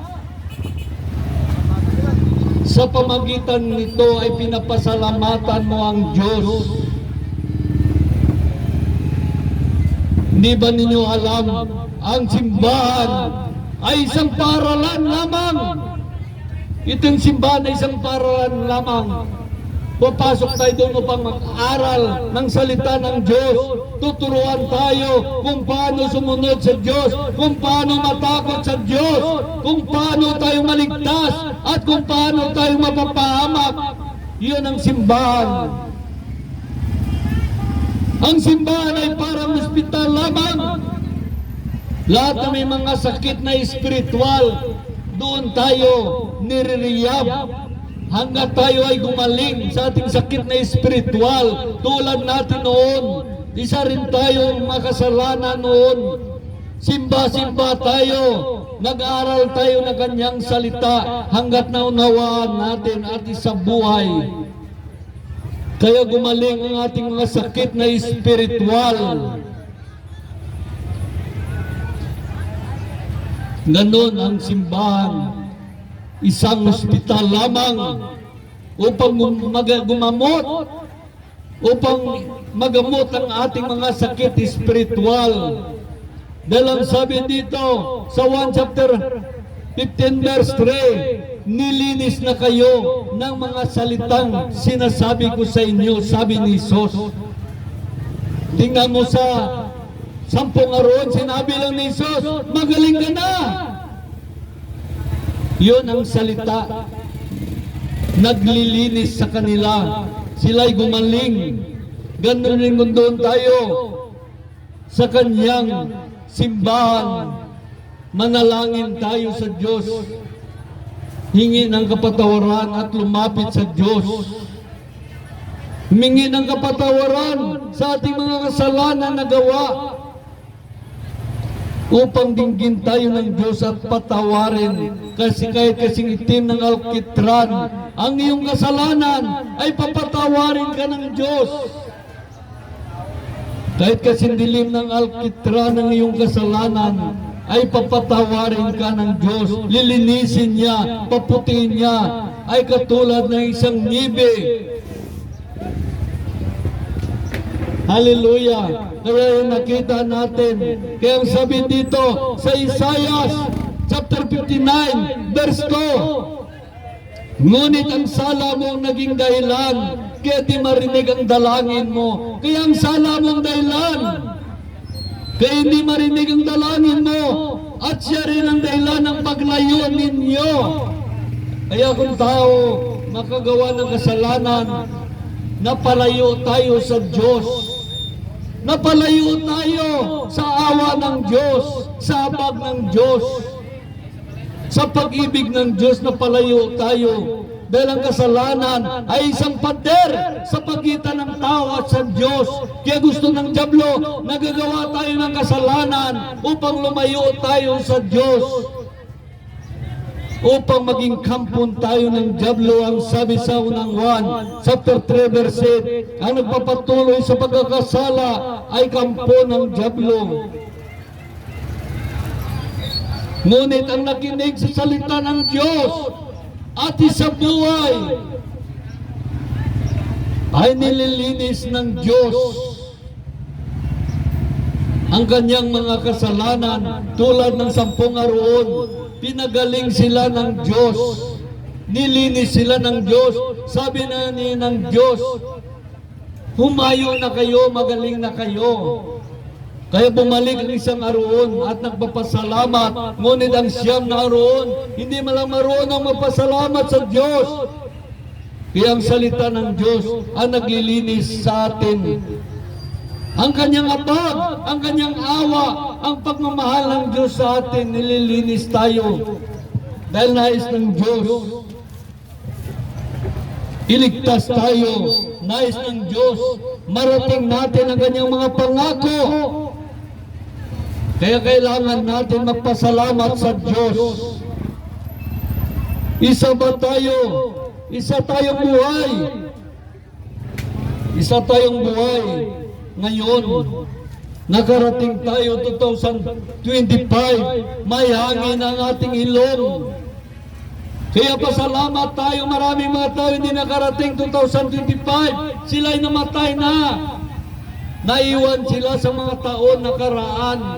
Kung lagi tayo nagpapasalamat sa Diyos, sa sunod na taon ay buhay pa rin tayo. Kaya kailangan natin magpasalamat sa Diyos, magpuri sa Diyos. Hallelujah! Hallelujah! Hallelujah, Jesus! Ang ibig sabihin ng hallelujah, dayawon ka, o Isos. Purihin ka. Yan ibig sabihin ng hallelujah. Kailan 2025, may iris na ang kamangmangan sa ating pag-iisip na nagsasalita tayo ng hallelujah, hindi natin alam. Ibig sabihin, purihin ng Diyos. Kung hindi tayo magpapasalamat sa Diyos, tayo ay nagkakasala sa Diyos. Kung hindi tayo marunong magpasalamat sa Diyos, tayo ay nagkakasala sa Diyos. Tulad tayo ng mga karamihan na mga tao nagkakasala sa Diyos. Isang balasubas sa harapan ng Diyos. Walang utang na loob sa Diyos. Hindi marunong magpasalamat sa Diyos. Kaya ang sabi sa Roma, chapter 1, verse 21, kahit nakilala nila ang Diyos, hindi nila pinasalamatan. Sa halip naghahaka-haka sila ng mga bagay na walang kabuluhan at nandimlan ang kanilang mga angal na pag-iisip. Sila'y nagmamarunong, ngunit lumitaw na hangal, ang sabi ng banal na aklat. Kaya marunong tayo magpasalamat sa Diyos, magpuri sa Diyos. Katulad ng pagkakilala mo sa presidente. Kilala mo ang presidente, ngunit kilala ka ba niya? Kilala ka ba niya? Ngunit ang Diyos ay kilala ka niya. Kanisa kang makasalanan, kilala ka ng Diyos, minahal ka ng Diyos, nais ng Diyos iligtas ka, nais ng Diyos magbagong buhay ka. Huwag tayo tumulad sa mga balasubas noon sa California. Kay kilala nila ang Diyos, sila ay nagyayabang sa Diyos. Nagmamataas sa Diyos, inalipusta nila ang Diyos. Ano nangyari sa kanila? Nasunog ang nilang mga bahay. May magawa ba sila? Yan ay isang parusa sa mga tao na mangmang na hindi marunong kumilala sa Diyos. Kaya sabi dito sa Roma chapter 1 verse 21, kay kilala nilang Diyos, hindi nila pinarangalan bilang Diyos, ni pinasalamatan man. Hindi sila marunong magparangal, magpasalamat sa Diyos. Ngayon may magawa ba sila dahil lumayo ang Diyos sa kanila? Sinunog ang bahay nila, hindi naproteksyonan ng Diyos. May magawa ba kayamanan nila? Maraming mga tao nagyayabang, na stroke, nawala ng kanyang kayabangan dahil wala sa kanyang Diyos. Ganon rin sa California nangyayari. Bakit nangyari ito? Dahil malapit nang dumating si Kristo, maraming mga tao na hindi nakakilala sa Diyos. Iba't ibang Diyos ang kanilang kilala sa iba't ibang bansa. Ibang-ibang Diyos. Kaya ito, tanda na para malaman ng lahat ng bansa na siya lamang ang Diyos, walang ibang Diyos maliban sa Kanya. Dapat sila matakot sa Diyos at sundin ang Kanyang mga utos upang sila ay maligtas. Kaya nakita mo, sila ay nagmamalaki dahil sa angkin nilang kayamanan. Sabi nila, yumaman ako ang may gawa nito. Tama naman, yumaman ka dahil ikaw ang may gawa. Ngunit kung hindi bigyan ng Diyos ang hangin ng ilong mo, makapaganap buhay ka pa kaya? Kung na-stroke ka, makapaganap buhay ka pa kaya? Hindi na isa ka ng inutil at pagpakainin lamang. Alalahanin mo na sinusuployan ng Diyos ng hangin ng ilong mo sa bawat hakbang mo, sa bawat hininga mo. Yan ay pagmamahal ng Diyos sa iyo. Kaya nakarating ka 2025. Kaya maliwanag sabi sa Mateo, hindi lamang nabubuhay ang tao sa pagkain, kundi sa bawat salita na lumalabas sa bibig ng Diyos. Kaya ang mga mayaman sa California, nagyayabang, wala ng Diyos sa kanila. Ano nangyari sa kanila? Hindi lang nila naalala na yumaman sila dahil binigyan ng Diyos ng hangin ng ilong nila upang sila ay makapaghanap buhay. Dahil kung hindi binigyan ng hangin ng kanilang ilong, sila ay isang malamig na bangkay na. Makapagyabang pa kaya? Kaya maraming mga tao nagyayabang sa Diyos dahil sa kanilang kayamanan. Dahil ang sabi dito sa unang Timoteo chapter 6 verse 9, ang mga nagnanasang yumaman sa anumang paraan ay naulog sa tukso at nabibitag sa masamang hangarin, nagtutulak sa kanila sa kapahamakan. Yan ang mga tao naghangad ng yumaman. Dati Kristiyano, maka-Diyos, nagangad ng kayamanan, ginagamit ng Diyos. Yang sabi dito, ang nagnanasang yumaman sa anumang paraan, naulog sa tukso at nabibitag sa masamang hangarin, nagtutulak sa kanila sa kapahamakan. Napakaliwanag. Ang sabi sa verse 10, sapagkat ang pag-ibig sa salapi ang siyang ugat ng kasamaan. Dahil sa pangangad ng makamahal ang salapi, may nalalayo sa panampalataya at nasasadlak sa paghihirap ng kalooban. Marami ngayon, Kristiyano, naghihirap ang kalooban. Akala ba ninyo ang mga bilyonaryo, makatulog yan sila? Hindi yan makatulog na mabuti kung walang security guard. Samantala kayo, tayo mga mahirap, sarap ng tulog natin.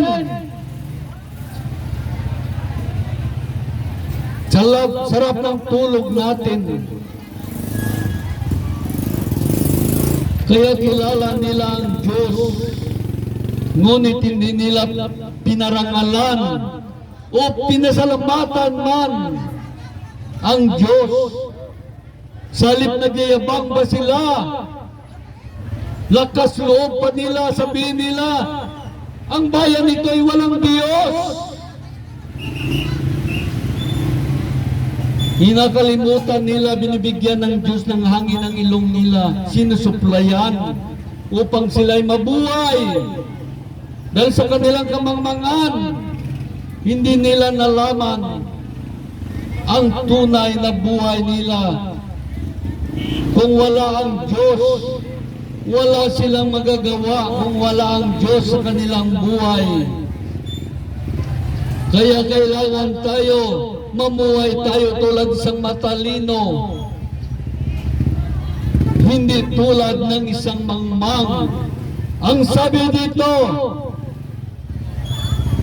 sa Ephesians chapter 5, verse 15, kaya ingatan ninyo kung paano kayo mamuhay. Mamuhay kayo tulad ng isang matalino at hindi tulad ng isang mangmang. Sapagat masamang takbo ng daigdig, samantalahin ninyong ang bawat pagkakataon na kayo ay magagawa ng mabuti. Huwag kayong hangal. Unawain ninyo ang kalooban, kung ano ang kalooban ng Diyos, kung ano ang kalooban ng Panginoon. Sabi sa verse 10, pag-aralan ninyo kung ano kalugod-lugod sa Panginoon. Dalang sabi sa verse 15, mag-ingat kayo kung paano mamuhay. Mamuhay kayo tulad ng isang matalino at hindi tulad ng isang mangmang. Dahil sapagkat masama ang takbo ng panahon, masama ngayon ang takbo ng panahon, marami ng mga palatandaan ng pagbalik ni Kristo Jesus. COVID-19, lindol, maraming namatay. Bagyo at baha, marami ang namatay. Heat waves, marami ang namatay. Mga sunog sa iba't ibang dako ng daigdig. Mga gira. Ito'y mga palatandaan.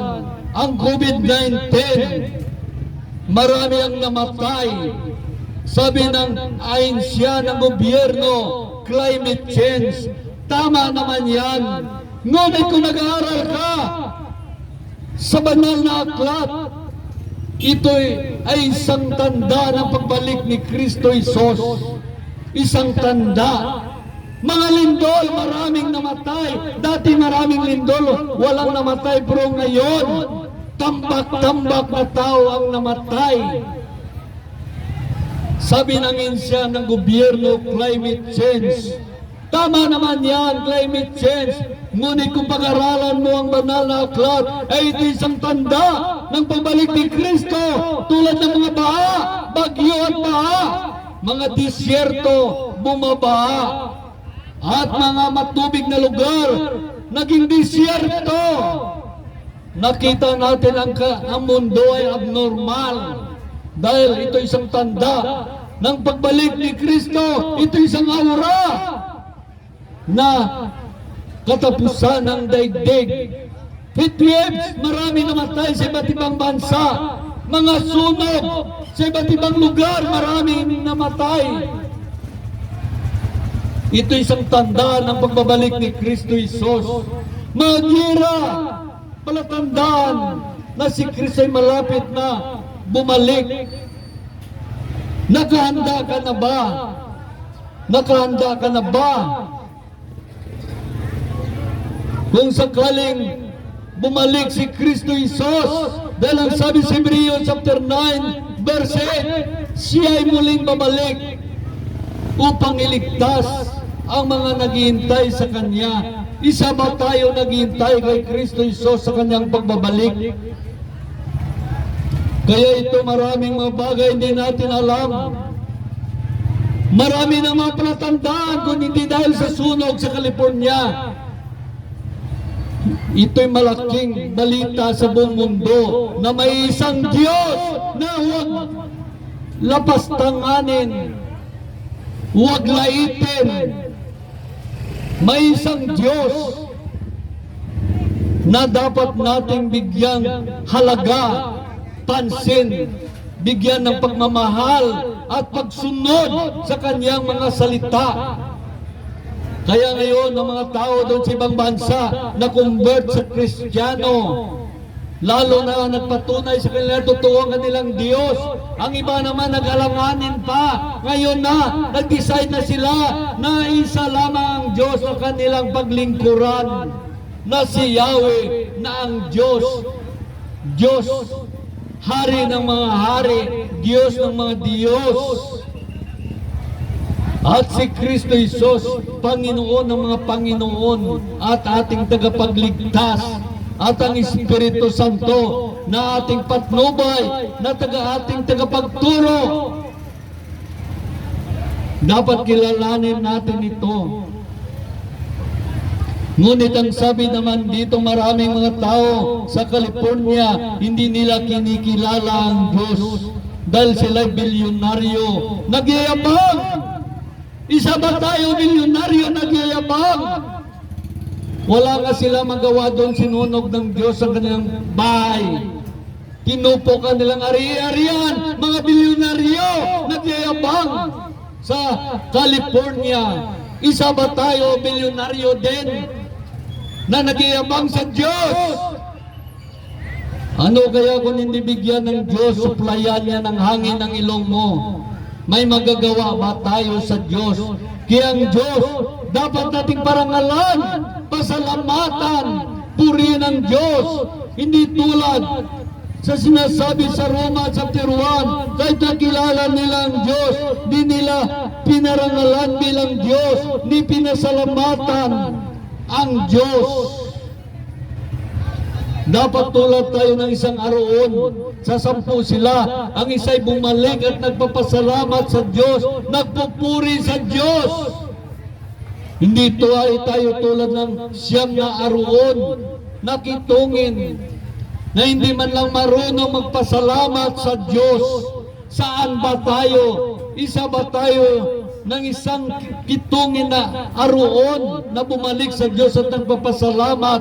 O kaya isa tayo tulad ng isang ng 9 na kitungin na aroon, pinagaling ni Jesus, hindi lang nagpapasalamat sa Diyos.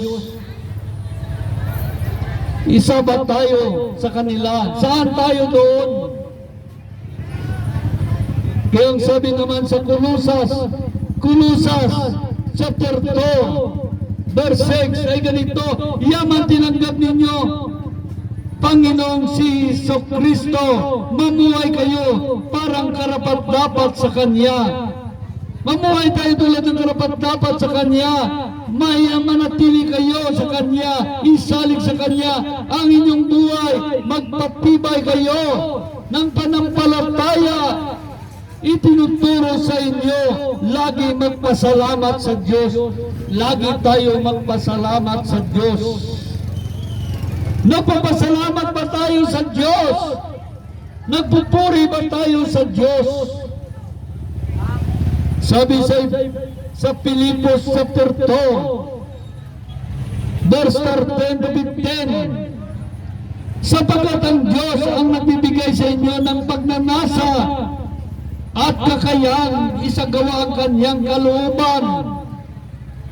Gawin ninyo ang lahat ng bagay na walang tutol at pagtatalo, upang kayo'y maging ulirang mga anak ng Diyos, malinis na walang kapintasan sa gitna ng mga taong liko at masasama. Sa gayon, magsisilbi kayong ilaw sa kanila tulad ng tala nagdiningning sa kalangitan. Hallelujah! Tulad ni David, siya'y laging nagpapasalamat sa Diyos. Siya'y laging nagpupuri sa Diyos. Siya'y laging lumulundag, sumasayaw sa harapan ng Diyos, nagpapasalamat sa Diyos. Pakinggan natin ang kwento ni David. Si David lagi nagpapasalamat at nagpupuri sa Diyos. Kaya Si David ay nasa puso ng Diyos at kinalulugdan ng Diyos si David. Kaya ang sabi dito, sa unang Samuel, ay ganito ang kwento ni David. Ikalawang Samuel, chapter 6, verse 20.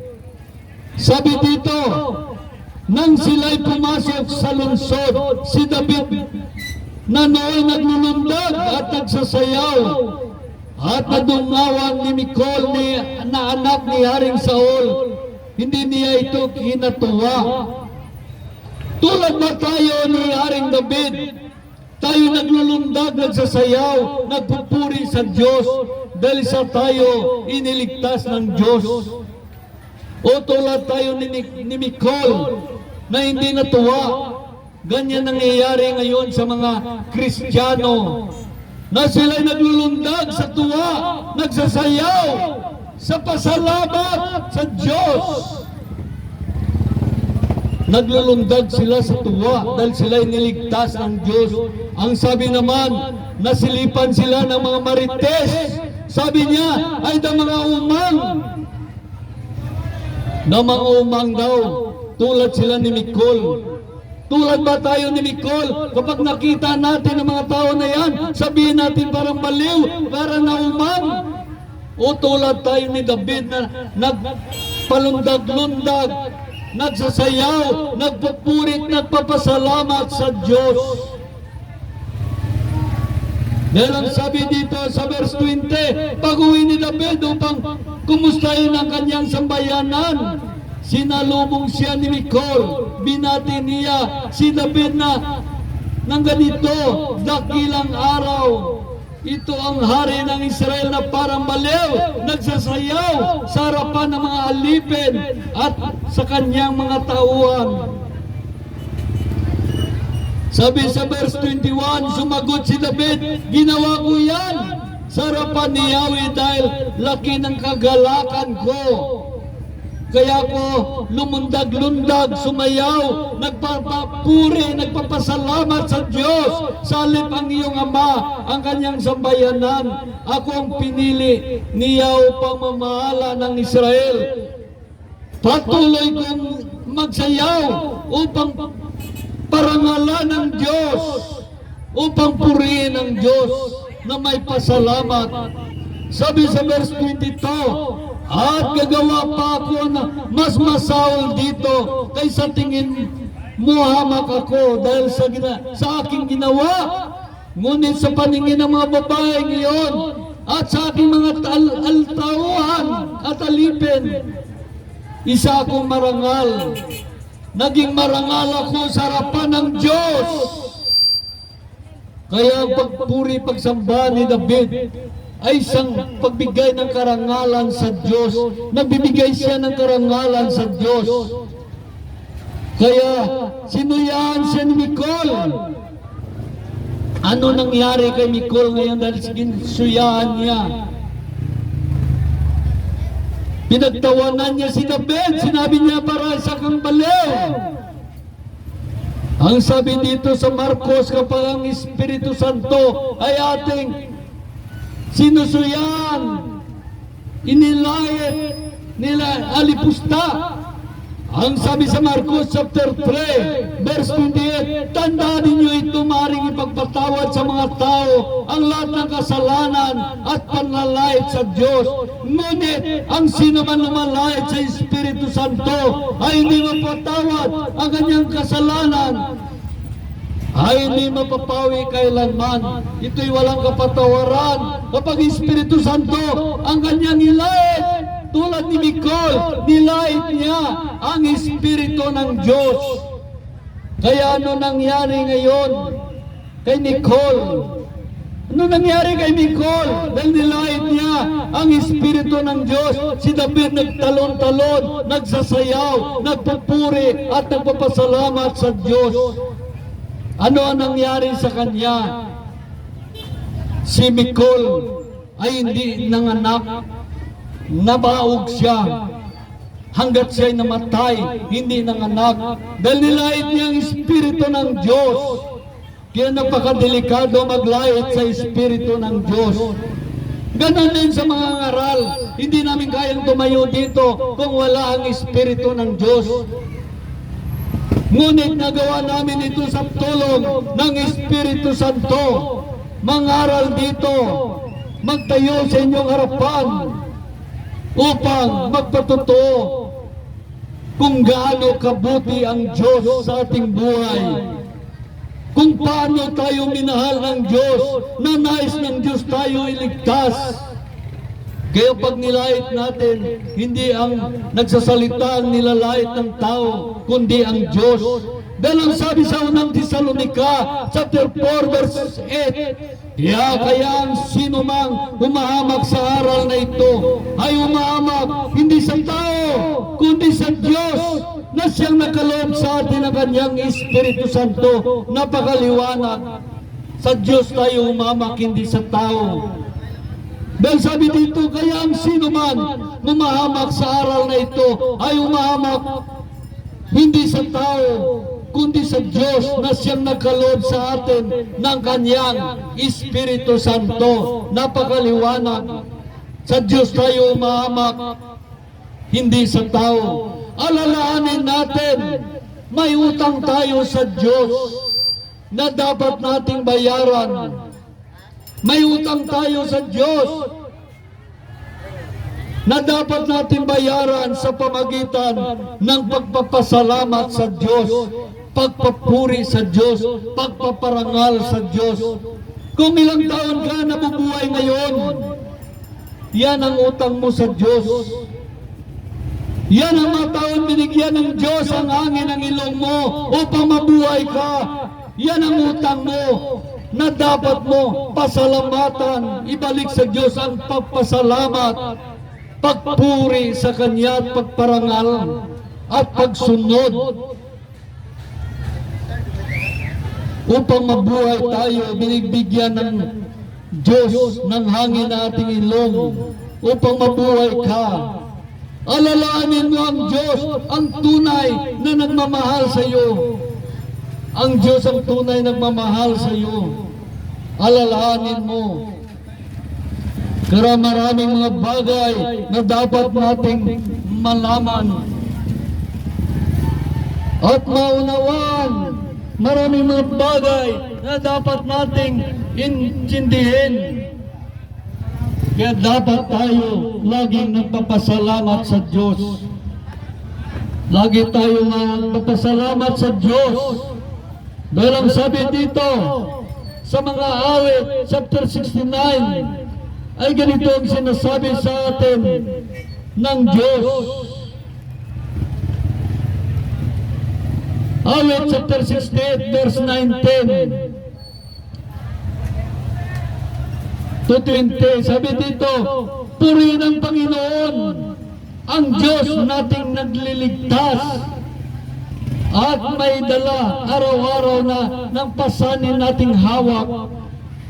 Kaya purihin ang Diyos. Sabi sa verse 20, ating Diyos ay isang Diyos na ang gawa ay magligtas. Si Yahweh ang Panginoon, Panginoon nating lahat. Sa bingit ng kamatayan, hinahango tayo at iniligtas. Kaya dapat tayo magpuri sa Panginoon. Hindi tayo tulad ng sampung aroon ang siyam ay hindi marunong magpasalamat sa Diyos, ngunit ang isa ay bumalik upang magpasalamat sa Diyos. Dapat ikaw ay marunong magpuri sa Diyos, magpasalamat sa Diyos. Dahil ang sabi dito, bigyan mo ng daan ang Diyos. Parangalan mo ang Diyos. Huwag mong amakin anumang payag ng Diyos.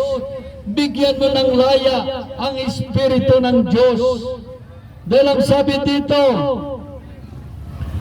ang sabi sa unang Tesalonica chapter 5 verse 19 ay ganito,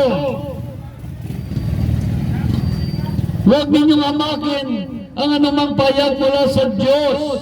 Huwag ninyong adlangan ang Espiritu Santo, Suriin ninyo ang lahat ng bagay, pulutin ang mabuti, at lumayo kayo sa lahat ng kasamaan.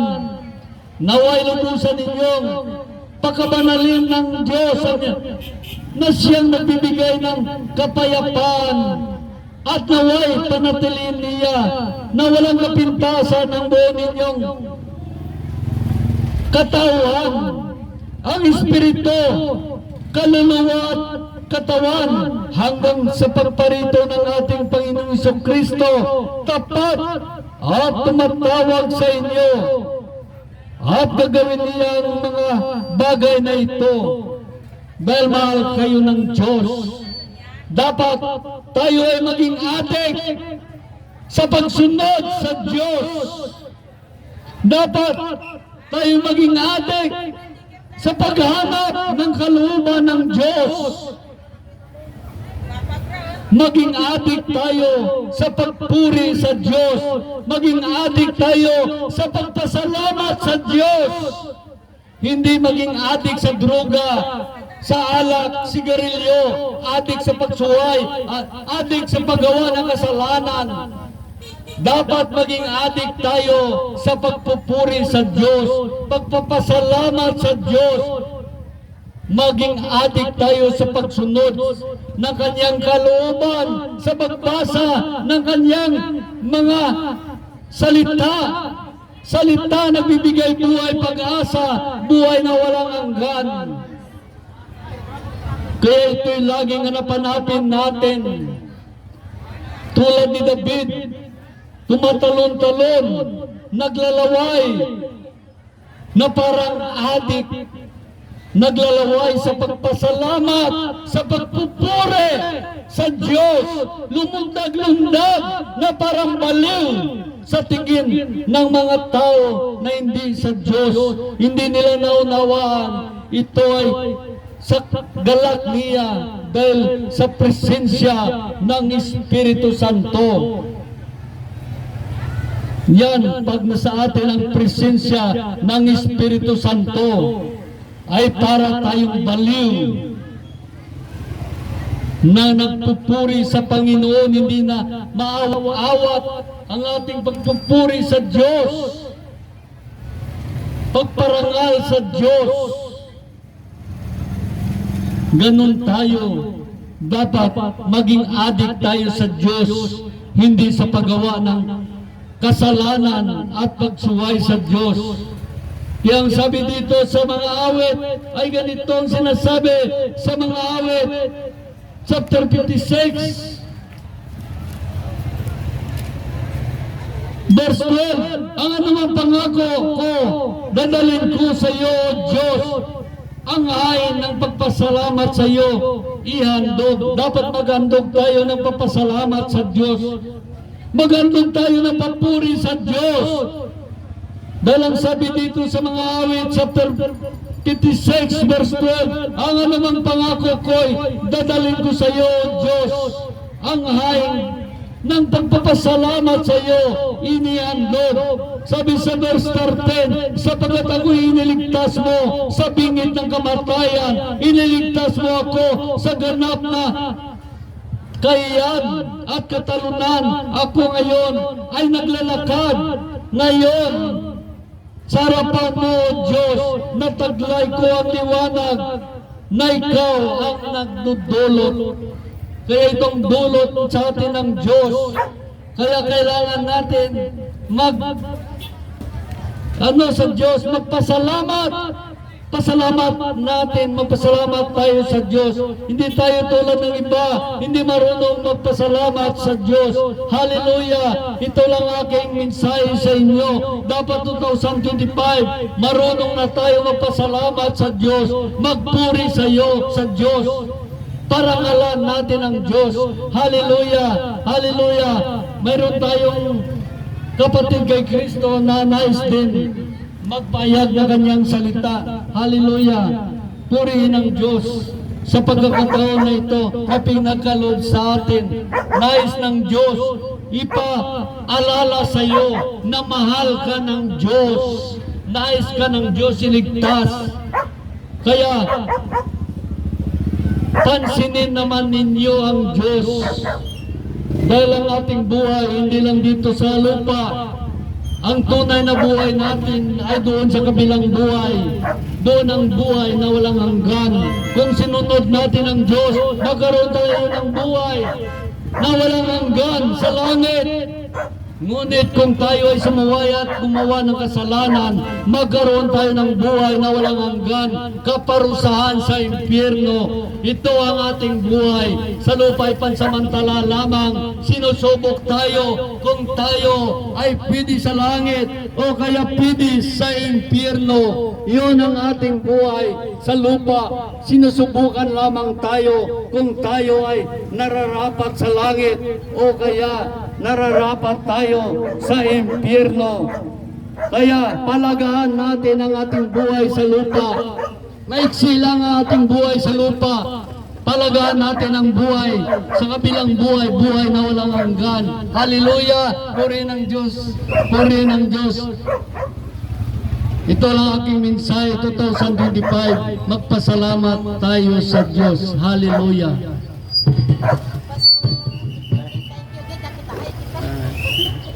Ay, ako nga pumahaw, Pastor. Ay, salamat din. Oh, salamat. Ano ba ako, Pastor? Oh, di. Ikaw pa. Kinugit, Pastor. Oh, salamat kita. Kinugit, Pastor. Oh. Salamat, Pastor. Oh, nakita ang ginuungin na imo mo. Oh, diyan. Diyan sa Aron.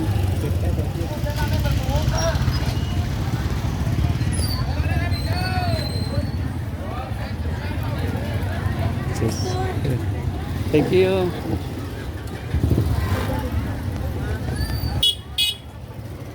Praise God. Ayan, ada sa tanan, dalayawan ng Diyos. Liwan kita, pamalandong sa pulong ang Ginoo. Kung ano kamayad ang Ginoo, natugro ka natin ang kabuhi.